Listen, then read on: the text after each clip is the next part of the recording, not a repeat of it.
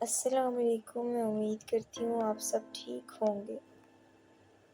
اللہ آپ کو ٹھیک ہی رکھے اور آپ کی تمام پریشانیوں کو دور کرے۔ آج پھر نئی کہانی کے ساتھ آپ کی خدمت میں حاضر ہوئی ہوں۔ چلتے ہیں کہانی کی طرف۔ میرے گھر کے پاس ایک بہت پرانا پارک ہے جس کے بارے میں یہ مانا جاتا ہے کہ یہاں جنات کا ایک خاندان اپنے بچوں سمیت آباد ہے۔ اس کے باوجود بھی لوگ وہاں شام کے وقت اپنے بچوں کو گھمانے لایا کرتے ہیں۔ اس پارک میں بچوں کے لیے جھولے بھی لگے ہوئے تھے اور یہ جھولے ہی اس معصوم سی بچی پر بھوت چڑھانے کی وجہ بنے۔ ردا ایک بہت پیاری چھوٹی سی بچی تھی۔ شام کے وقت اس کی امی بابا اسے پارک میں جھولا جھلانے لے کر آتے ہیں۔ اس پارک میں ایک پرانا پیڑ تھا جو پارک کے بالکل سینٹر میں تھا۔ یہ پیڑ اتنا بڑا تھا کہ سایہ اس کا آدھے پارک کو ڈھک دیتا تھا۔ لوگ زیادہ تر اس پیڑ سے دور ہی رہتے کیونکہ ان کا ماننا تھا کہ جنات کا جو خاندان یہاں آباد ہے وہ اسی پیڑ میں رہتا ہے۔ ردا کے والدین اس علاقے میں ابھی کچھ ٹائم پہلے ہی شفٹ ہوئے تھے، اس لیے انہیں یہ سب باتیں معلوم نہ تھی۔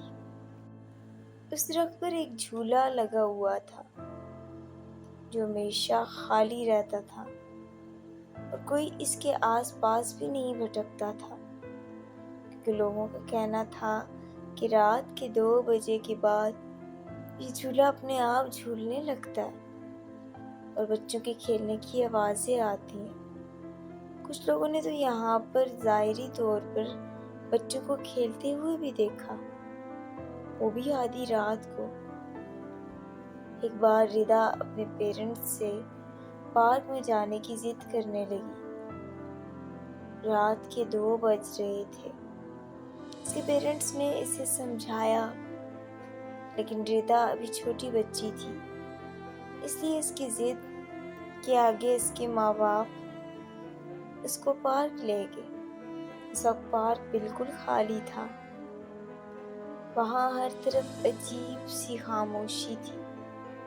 اس بچی کے پیرنٹس اسے اسی درخت والے جھولے کی طرف لے گئے اور اسے جھولے پر بٹھا دیا۔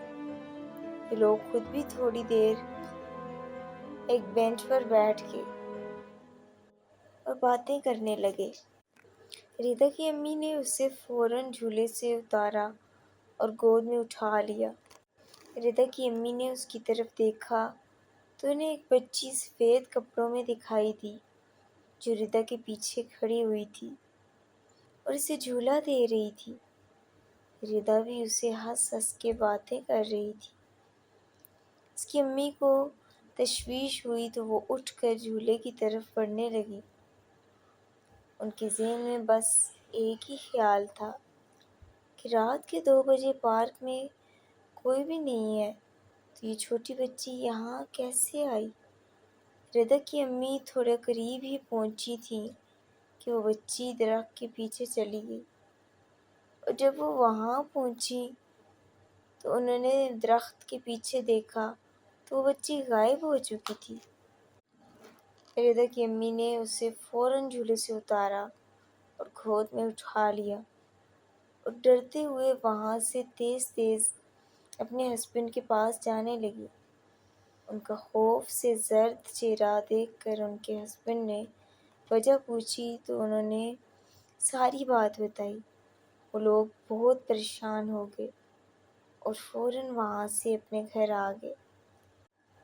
کچھ دن بعد ردا کے کمرے سے ہنسنے کی اور بچوں کے کھیلنے کی آوازیں آنے لگیں اور ردا کے والدین نے کئی بار اسے اکیلے کسی سے باتیں کرتے ہوئے دیکھا لیکن انہیں وہاں کوئی نہیں نظر آیا۔ ردا سے پوچھنے پر وہ ایک ہی جواب دیتی تھی کہ یہ میری نئی دوست ہے۔ اس کے پیرنٹس اب بہت ڈر گئے تھے۔ انہوں نے ایک بہت جنات کو دور کرنے والے بابا کو بلایا انہوں نے بتایا کہ اس بچی پر آسیب ہو گئے ہیں اور اسے پارک سے چڑھتے ہیں جس میں یہ جاتی ہے، اور کیونکہ ردا ابھی بچی تھی اس لیے اس نے اس آسیب کو اپنے بہت قریب کر لیا۔ اب یہ ساری زندگی اس کے پیچھا نہیں چھوڑیں گے۔ ردا کے والدین نے بہت کوشش کی کہ وہ ٹھیک ہو جائے اور کسی طرح اس آسیب سے اس کا پیچھا چھوٹ جائے۔ اسے ہر پیر بابا کے پاس لے کر گئیں۔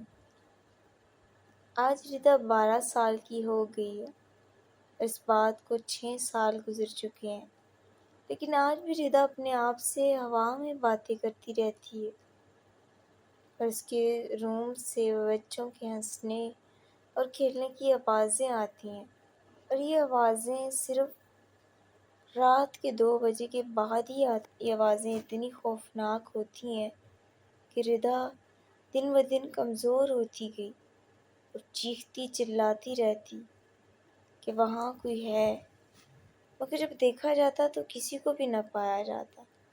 اس کے ماں باپ بہت تنگ تھے، کسی طرح میری بیٹی کا پیچھا اس سے چھوٹ جائے۔